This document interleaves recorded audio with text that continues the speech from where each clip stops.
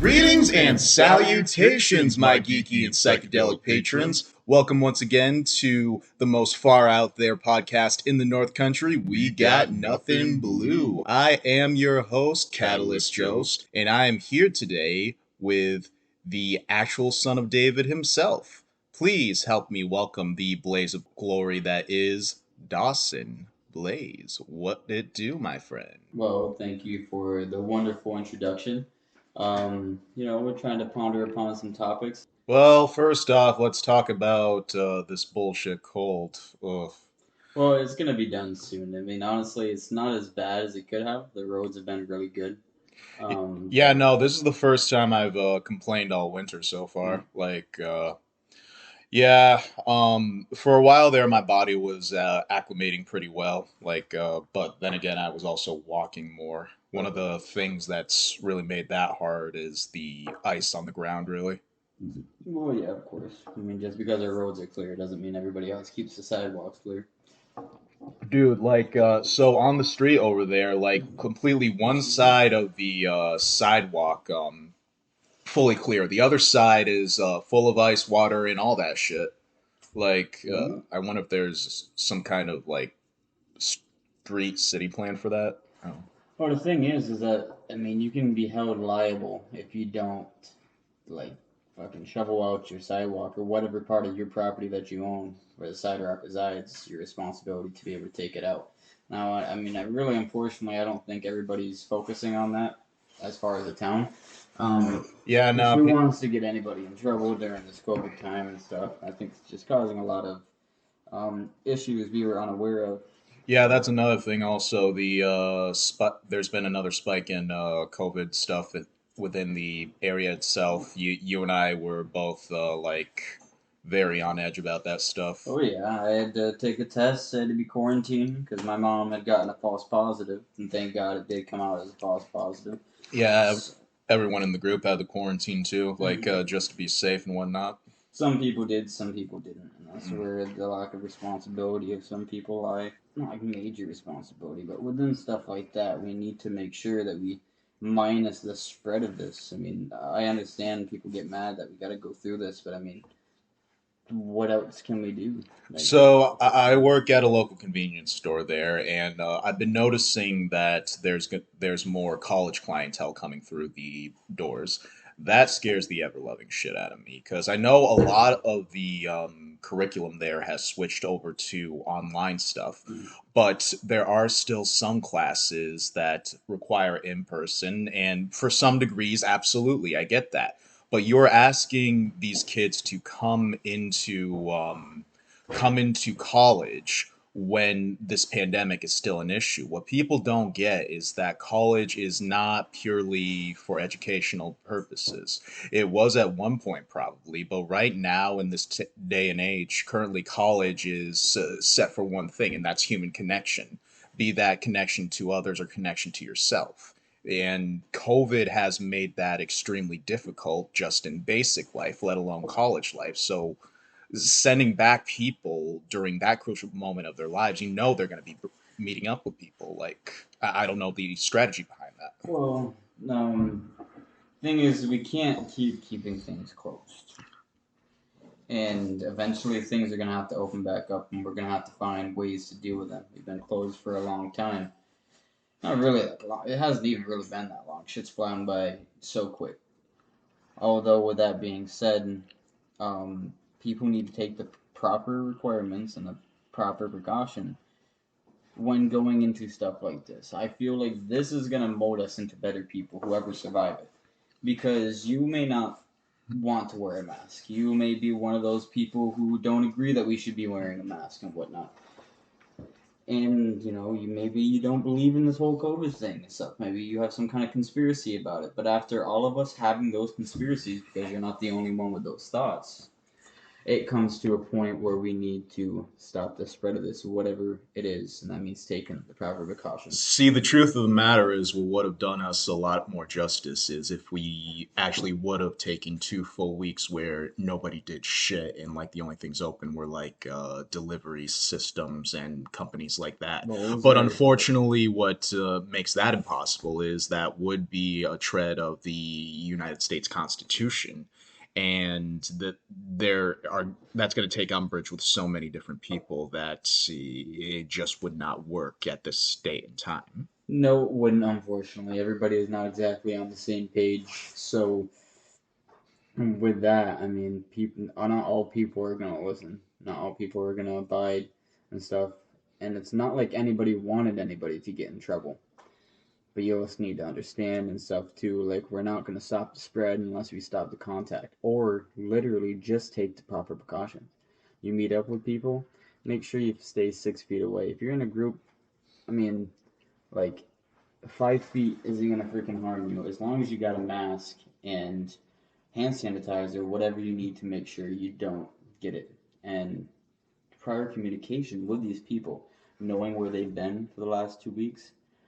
Do they think they've been exposed? What kind of symptoms like are they dealing with? Are they dealing with the common cold or stuff like that? Here's Those the should be normal conversations as of right now. Here's the thing also, in the future when like transitioning into different seasons, then's the real time to really watch what you do, because like with the changing of seasons, that brings on the disease that's usually a flu time. Mm. And also now currently they have the, what do you call it, the vaccine being distributed to the elder community.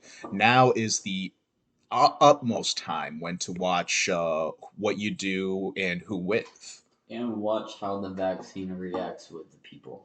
So the one thing I don't think a lot of people understand is exactly how this vaccine works. And if you do, and you have a slight idea, then props to you. Although doing this vaccine, we're literally trying to put a new blueprint into our DNA to create something to identify this Hmm. virus. And with that it comes with a lot of the repercussions. And we really just need to watch it.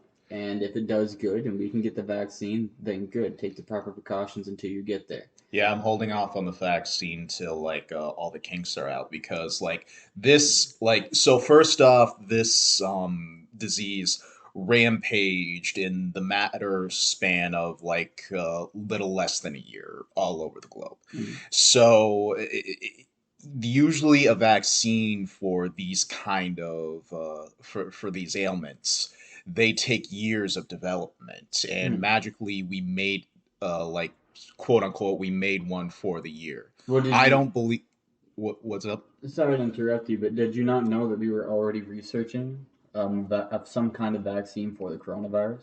No, And no. then When was that? I don't know exactly what year, but it was before the Ebola and the Zika virus really blew out, and then we needed to do something about Why that. does this story sound familiar?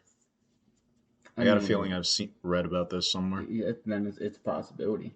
I mean, coronavirus has been known about for a while. It's just it never affected humans. It really only affected animals. And once it was able to make it spread to humans and use humans as its host, we were able to pick up the research we've already done and completed this vaccine in a very short amount of time. But that Could doesn't mean it's effective. could you imagine how many vampire movies will be made in the next in this next decade? Because the virus came from a bat.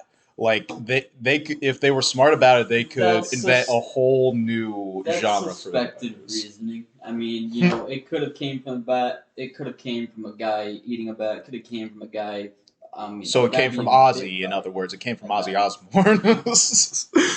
Well, like I mean, in the end, really, all of us don't know. We can only try to tie it back so much, and try to understand where it came from. But all we need to know now is that it's here. So it's time to deal with it. In no way am I a scientist. You know, I can't do anything about it. The None only of us thing I can can really. do about it The only thing we can do about it, though, is keeping proper hygiene, making sure the connection what we have with people is clean, and people know where people have been. This is a time for communication. I Yep. feel like we've lost that virtue. Yeah, now's definitely the time to reevaluate relationships within your own life. And also, while people are keeping to themselves indoors when they're not working or whatnot, I would definitely say that now's the time to catch up on, like, I don't know, house chores, maybe watch a little bit of streaming service shit. Like, Hmm. I mean, streaming service has been is doing kind to us this year. I mean, what was it? Couple weeks ago, we or a week ago, we got WandaVision that dropped. Hmm. Like that's insane. Like, it's not actiony, but that's a good thing because it works with the whole aesthetic with the characters of Vision and Wanda. Well, I feel like things are definitely going to progress in that. I mean, right now we only have 3 episodes that are released. Still, Um, though, they've been so creepy as fuck. Like, I get yeah, such X Files, like Dark Mirror, not Dark Mirror, Black Mirror vibes from them. feel like it's a simple time, like a nice recreation of what her and Vision had. And there's many theories as into what exactly is going on because I believe on the last episode it zoomed this out to spoiler alert just for Oh anybody who yeah, hasn't watched spoiler it. alert to WandaVision right Yeah. here. Skip Um, ahead like, I don't know, 12 minutes. I don't know. We'll probably geek out on this for a sec. I mean, it really depends on how much I know too. I wasn't really much into the Marvel universe and stuff until like 2 years ago, and then even now I don't know a lot. I just it, happened to watch this. But but anyways, on the last episode when it zoomed out, you saw there was some kind of facility. There was some kind of force field around this area that they were in. And a lot of people think that it's some kind of simulation that Wanda created so that way she could have a life with Vision and could explain why they don't remember anything of how they really got there or who they are. Yeah, but like as the episodes have entailed, there's somebody else who's making sure that Wanda still believes that the simulation itself is real. And without a doubt, it's most definitely Wanda who's causing the Mhm. that field of reality right now. Now, who was Geraldine? She came in and she mentioned a name that sparked something in Wanda's mind. And she got, like, Wanda got really angry with her. And then Yeah, yeah, yeah. Pedro, Quicksilver. He died at the end of Age of and that was Ultron. her There. brother, right? Yeah, yeah. Okay. Yeah, she got thrown the fuck out of the force field. Like, the end of the episode, she just fucking fell on the grass, Yeah, yeah. smoking. Here was Yeah. also an interesting thing I learned about. So Geraldine, there. I forget. Did you ever watch Captain Marvel? Captain Marvel, no, I haven't. So in Captain Marvel, one of the characters we meet is an old friend of Carol Danvers, there, the Cap herself, and so her friend there has a daughter whose name is Geraldine. And if comic book storylines are to be believed, Geraldine there is actually most likely set to be the next Captain Marvel. I don't know how it works in that timeline, but we've only seen 3 episodes Yeah. again, you know. They're trying to fucking connect a lot of dots here, which I like. It's definitely interesting to bring that to the table and connect these. And now everybody's hopping on the whole road of oh yeah, we're part of the multiverse too, and stuff. Just like Call of Duty, as weird as it is, they were trying to connect all their universes and all their wars to explain like a historical fiction of what we went through. Yeah, what was it?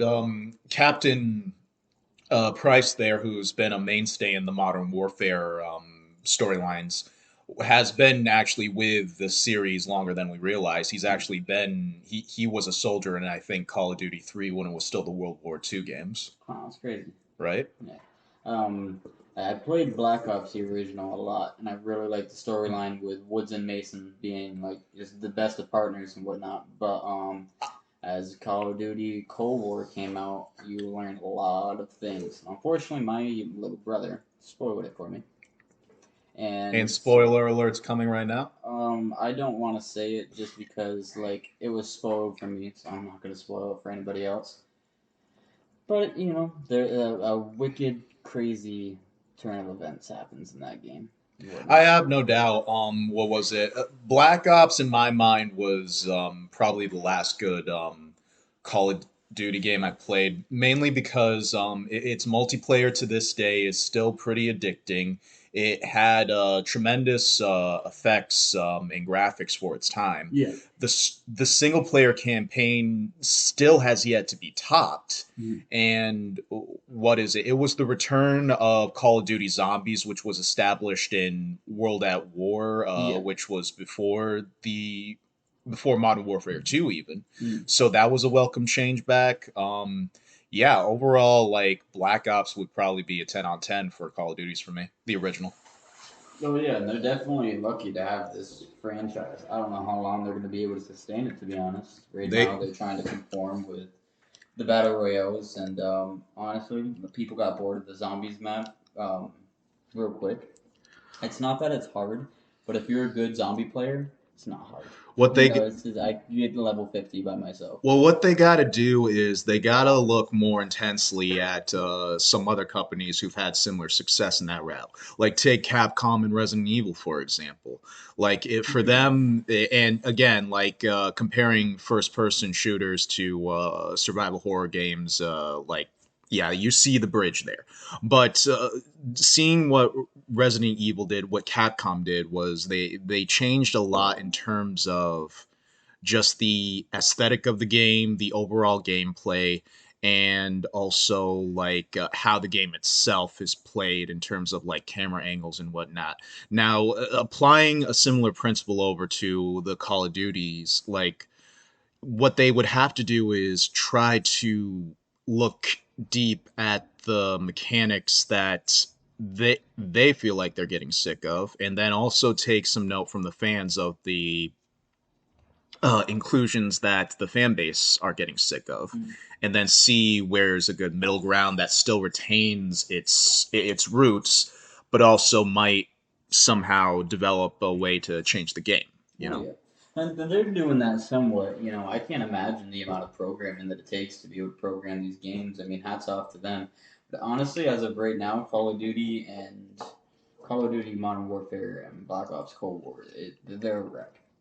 They're playable. You can play it. It just takes a little bit. It really well, depends on what system you're on. well, Consoles having a really hard time with this switch of next gen and being able to support crossplay and all well, that you good gotta stuff. believe that with these companies that they figured that the previous generation would probably be the guinea pig playgrounds for a lot of this hardware, Uh-huh. and that then they'll take notes and see where they need to fix it on next gen and next PC ports. You know, so yeah, it sucks, but once they iron out, they're thinking long term. Once they iron out those details, like Warzone is going to make the company a hell of a lot of money for Mm. years to come on next gen and whatnot. As long as they can, you know, keep up the competition. It's really in tournaments right now. Like, just like there's esports teams Mm. and whatnot. Like, for example, I just learned my old high school. I didn't graduate from there, but I went there for a majority of my life. Peru, they had just recently changed their names because they had the whole problem with the Indians, like their name being the Indians. Right. That they have an esports team now They for have an esports team. Rocket League. So let me hear this right, and let's say it loudly so that every nerd from high school in the history of time can hear it straight. Peru High School in New York State has an e-sports league team. It, is this a common thing now? I'm not sure. This is honestly the first that I've ever heard of it, but I think people should be taking a lot of note to it. Because there's going to be a lot of people who want to do this. Everybody likes playing video games, but if you have a skill in playing video games, don't be afraid to share that now. Because especially in the time of seclusion where we're at in COVID, if they can make money off promoting a tournament and stuff, they can. If they can make any money on the competitions of these sports and you don't even have to have real physical contact, I think it's going to become very optimal for people to do. Like I've been telling people for years now that people can make some real money off of video games, and nowadays, like you see people raising their eyebrows, looking right back at you, is like, how the hell did you know this? Like, it's easy to see. Like, But with the people who don't have that kind of comprehension for it, it doesn't mean that they don't have comprehension for other things. They just don't understand video games the way we do. It's a niche art, Well, really. yeah, Yeah. it kind of yeah. When it comes to like actually playing and competing, like for example, I mean, I make money off of video games as well and stuff, but it's not like by competing. Everybody has their own way to make money on the side, and honestly, video games right now, because of where we're at with COVID, is a really good route. I also do want to take this time for anybody who does listen. Now there is this app on the Apple Store, and I believe it's on Android Store too, and it's called GameFlip. Now, on GameFlip, if you play games like Roblox and stuff, this is going to a lot of the older folk try to transfer to your younger folk, like any little children who like the game Roblox, and get them into an entrepreneur mindset. Because if they farm and they work for different supplies that they want to sell them to another person, you can go on Roblox, put your time and effort in to get these skins, whatever you're able to give to another player. And even in Fortnite and whatnot, if you grind for materials and decide to make a bunch of stuff for people for what they want, you can go on GameFlip and sell it for money. You just got to put the work in. You need to be able to focus. I mean, it's not going to be exactly fun. I mean, you're playing the game, yes, so it is fun in senses, but you got to sit there and work and obviously get a demand that people need. See, what people don't realize is that video games are also a good way to like help with your developing brain. I mean, there's puzzle games, Mm. there's visual novels, there's math games, and with survival horror, there's a healthy mix of action and puzzle-based platforming, which also teaches someone like how to face fears. And then there's role playing games that are good for helping someone learn how to develop their choice making part of their brain, you know? Mm. And just don't delve too deep, I should say, into the electronics to where it can help a lot of people. People need to take in the information right. So like I try to teach my little brothers and whatnot, like when they play Fortnite, they freaking love Fortnite and whatnot. I tell them, yeah, it's a good game, but it's not all about the killing. You guys need to focus on different tactics on how to approach a problem and devise a way to fix it. And so, for example, in Fortnite and whatnot, you see an enemy team, you need to think about how to do that.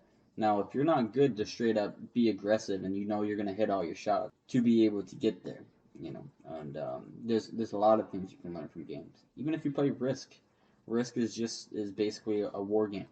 With all that being said, also, we do take this time to listeners to also say, get out and socialize from time to time, Yeah, also, yeah. Don't be on the especially fucking during these games. days. Don't be on games all the time. And just know where to put your time, really. It's Time about management, yeah. scheduling and whatnot, knowing Which, what you want to ironically, do. video games can also do. Yes, in senses, but then it also can take a lot of time. Just like I've been grinding from some material on this game that I'm playing, and I'm planning on selling, and it's taken me a long time. I have probably 32 hours into one save and about 7 hours into another save and whatnot. But it's all about seeing what people want and whatnot. Maybe people don't have the time to put in that grind to get all this material. And as long as I have it, I went out and put out the time to get this material. You can sell it, and that's what GameFlip is for. And yeah, another thing, just trying to promote it as much as I can because people don't really know about it. People go to eBay and stuff, but you're really not supposed to do that stuff on eBay. Like Hmm. when you sell game materials or something like that, it's not part of their selling code. You have to choose something technically wrong to sell on there, and so it's very risky. But on GameFlip, as long as you keep yourself true to what you're doing, you can make money. There's so much money there. Even if that means an extra $300 to $400 a month, that's something. Well, for many geeks and gamers from the bottom of their hearts, mine included, I can confidently say that you're making many people's dreams come true on your own. And with that being said, speaking of dreams, time to go into the latest segment of Strange as Fuck.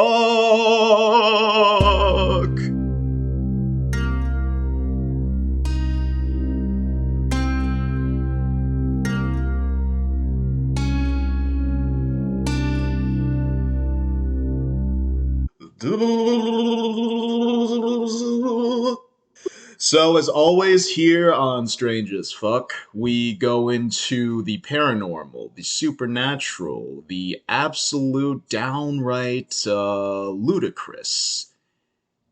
Weird, but fun weird. So, we've known each other for a little bit now. We've talked about different experiences with our own dreams and whatnot. There was something you were telling me earlier about a specific dream that you had recently had yourself. Well, not recently had. It happened quite a while ago. It started when I was probably about 5 to 7. Around the time, I lived down in Amsterdam, down near Albany, and I just had moved back up here. I would have these weird reoccurring dreams to where awake in this dream state in a familiar place that I had been in usually, and I'd be faced with a door, and I go to the door and I try to open up the door, but it just wouldn't open, and then I'd have some kind of monster, some kind of entity literally chasing me around wherever I was, and I had to constantly get away and get away and get away until I was able to get that door open. And once I got the door open and I got to leave, then the dream would end. And as normal as it is for like a dream and stuff, and definitely a little like irregular to have it over and over and over. But I had it for about 2 years, and then suddenly it stopped happening this one time. And the last time that it happened, I was being chased by Davy Jones. No clue why. Maybe I was watching Pirates of the Caribbean or something. Don't remember. But I Like him just, with his actual like squid face and yeah, shit. like, but the thing was, is that this house that I was in, the only thing different about the place was the fireplace was different.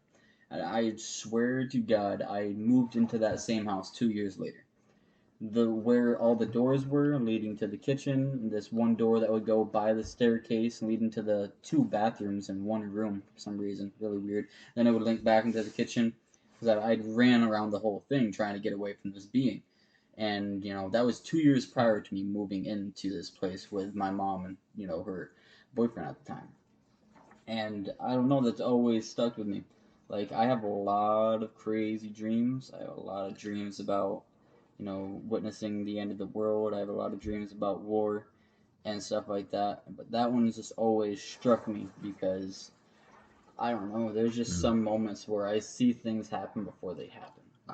I know what you mean. Like I've had dreams that can come to reality before. I mean, one time in high school, I actually had a dream where you have that classic dream where like you fuck up in the classroom and everyone Mm. points and laughs at you and the teacher's screaming at you. Yeah, so like 2 days after that, like in science class, I automatically got that. Everyone was pointing and laughing. The teacher was screaming, and I'm just like, the fuck is Seen going on? this before. Yeah, I'm like, I just stepped into the twilight zone with this shit. Mm. But dreams have also been known to reflect the external trials that we go through. Like when I was going to Florida a year ago, the day I moved, I had a dream that I was a superhero and that I was able to control powers, kick some ass, like pretty much go full like action movie style. A lot turns out a lot of people don't have the ability to lucid dream like that. So I wonder if that's has something to play in like the development of the brain itself. It really depends on how conscious you are and what kind of brain state you're in. Um, I believe when you're dreaming, I mean it's REM, rapid eye movement, but I believe it's after your transfer into the delta wave. If I'm remembering correctly from psychology, don't quote me. But last night, for some reason, I had a dream that like somebody was coming to pick me up or something like that, and the car was like farther away from us than we wanted to walk. And then literally, I'm like, oh, I got that, and like literally, like in my mind, I remember thinking, oh, I can make that move closer. Like I don't know if I snapped my fingers, but I just thought it, and then the car got closer. And then the person next to me was like, how the fuck did you just do that? And I got in the car and I woke up. That's funny. So when I was much younger, I to get myself out of a bad dream, if something was way too scary for me, I would close my eyes in the dream itself, and then when I would open them, I would wake up. Like that's how I trained. Well, like that's Huh. how I dealt with bad dreams when I was a real little I kid. had to rip my fucking eyes open. Hmm. Not literally, but I'd be in my dream, opening my eyes would already be open, but I'm literally like straining myself, opening my eyes even wider and wider to connect the neural connection in my brain to make my eyes open in reality. You ever have that one where like you wake up and everything appears to be normal and whatnot, and then something happens and you realize you're dreaming again? Oh yeah. Yeah, like an Inception kind of dream. Mm. No, I'll walk into some kind of situation to where I just think it's normal life. And sometimes like I mean I guess it's kind of like what you were saying, but this one time, I usually have dreams about crazy things, and I've had a few dreams about nuclear blast in our area. And one time when it happened, I watched it out of the window of my old apartment at 64 Margaret Street, Dank house. and yeah, and me and my mom watched it, and then all of a sudden an orange glow came over us, and then we fell to the ground, and then that was it. But then a black screen came up, and then it started typing things, but I couldn't make out what it was typing, and I could hear the clicking of the keyboard typing these things, but I literally for some reason I couldn't read it. I That's couldn't actually read a the pretty book, freaky one. and then I woke up from that, and that like just about fucking made me cry. Like a lot of things like that really screw me up and stuff, but it gives me another perspective on how lucky we are, really. Oh, in this day and age, those are horrific nightmares. Mm-hmm. Like, yeah. Well, and the point I was getting into about kind of lucid dreaming was there was one time when a nuclear blast went off, and I literally was able to walk through the aftermath. Like nothing was happening to me.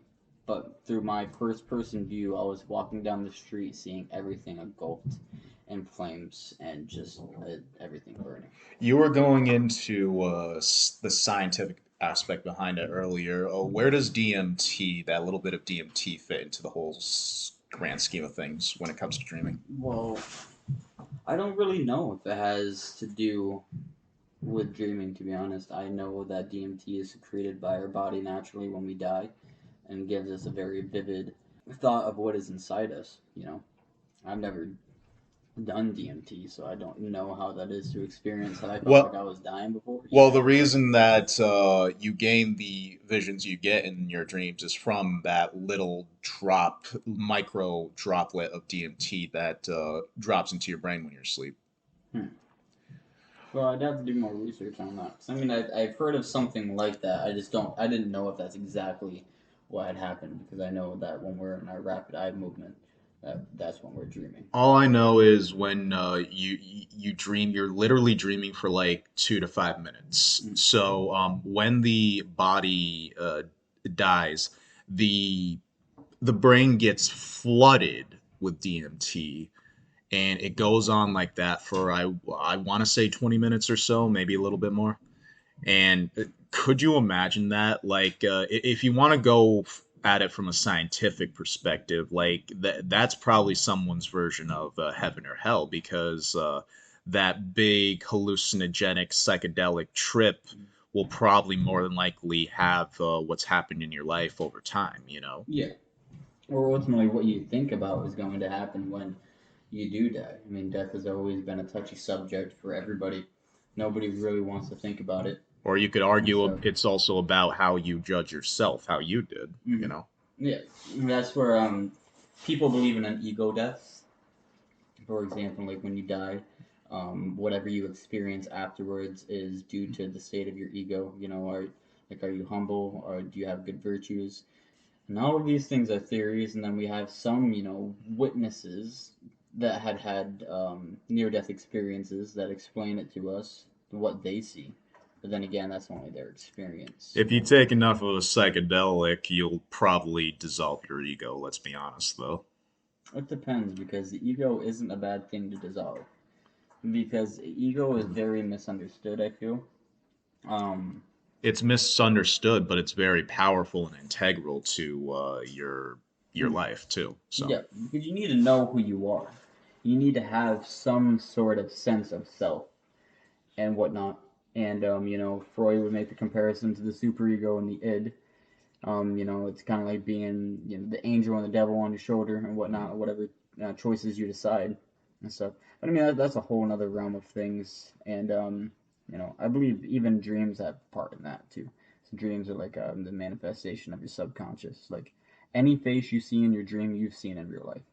Right. You'll never like see somebody you haven't seen in real life in your dreams.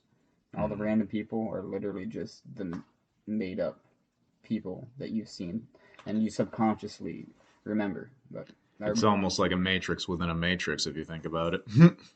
well, I mean, our brain handles a lot of calculations and computations, if those are the right words I to mean, say. well, the brain is the oldest and arguably still one of the best computers that has ever Mm-hmm. existed in our plane of existence. Not to make another tangent, but that's another reason why I think we really made computers because we have this mass amount of knowledge now, so much fucking knowledge, so that it makes people crazy when you know all this. And then I believe that's where it comes back to everybody's purpose.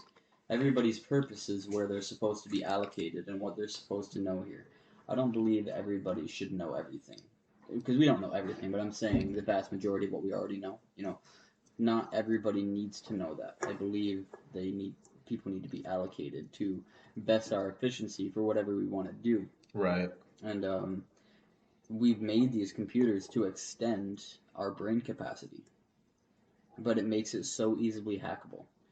Because I mean, your cell phone is basically your second brain. Right now, they're putting algorithms through to learn what you search through your cell phone to personalize ads for you. You have, let's say, fucking the Apple Music and whatnot. It focuses on all of your music that you listen to and then creates a certain mix for you that you think or they think you're gonna like. You do constant research files, documentations, PowerPoints, anything you need to be able to transmit information to another person is accessible It's just another, it's a in your customizable brain. second brain, but it's so easily hackable. So Mhm. now everybody has access to these. If they can't Right. get access to your real brain, they're gonna get access to your artificial brain, and that's at least my kind of my own opinion and understanding of why computers were created and On that whatnot. subject of horrific imagery, what's the most memorable nightmare you've ever had? Most memorable nightmare. I don't know. The sun was hurling, or the Earth was hurling towards the sun. We were close. I don't know why the Word. fuck we weren't burned, but the sky was filled with smoke, and the sun was so close to the Earth and whatnot, and we knew it was the end. And it was just so like I don't even have a feeling to describe it Not. because you're literally looking at your inevitable death. This large mass of energy, light, and radioactivity. Literally, your planet's about to be engulfed by. That's freaky because I've had a similar dream where like I'm just walking down the street on like City Plaza Hall there, and then I see the sun in the sky, and then it starts glowing and glowing into this white glow and blinds, and then bam, I wake up. Like that shit. That shit's Stuff creepy as fuck. stuff like that is insane because I mean it's all stuff that's possible to happen, and this is where I understand there's so many problems that us humans face, our personal problems, our major problems. But right now, even though there's been a lot of people who have died from COVID and God rest their souls, we are very lucky, no matter what time we're in. We have a lot of things going on right now that is scaring a lot of people. But the one thing you can be sure of is that's not happening. I don't believe it's going to happen for a very long time. I feel like we just have those fears because as adults, you really start to think about the vastness of the universe. So you start thinking of all these different things that could happen. Well, when it comes to the WandaVision streaming services, dreams, and also possibly the future of the world, flat out, folks, we got nothing. I'd like to thank Dawson for coming up on the podcast with me. Thank you very much, Dawson. Yeah, no And problem. please, how would you like people to follow you? I really don't have any outlets right now, unfortunately. That's something I need to start getting on top of myself. I mean, I still do have my Dawson Blaise music page, which I believe might be under Raw Motion Productions now. But there was a lot of things that I wanted to do, and give us 4 months. And when I say us, I mean my whole team, as into what we are about to start and about to create, because I think it's going to bring a lot of connection within this world right now with what we're dealing with. And so we just need to work out the kinks and make sure that we have a device plan. But like I said, look for me in the future. I mean, if you find me an interesting person, add me on Facebook, Dawson Blaise. Pretty easy to find. And I mean, yeah, that's it. I don't really have good Okay. endings, but you know. And if you'd like to see more from Life on Saturn Productions, please follow us on Instagram, on YouTube, hit that subscribe button, give us a like and a comment, and also follow us on Facebook. And if you would like to see what I personally provide for content, please follow me at Catalyst Jost on Instagram. And with all that being said, folks, please keep your vibes dope, keep your zen flowing, and as always, peace. Hey, I'm Saturn Lunar Nova. Be sure to follow Life on Saturn Productions on Twitter, YouTube, Instagram, and Facebook to see our short films and music videos. Peace.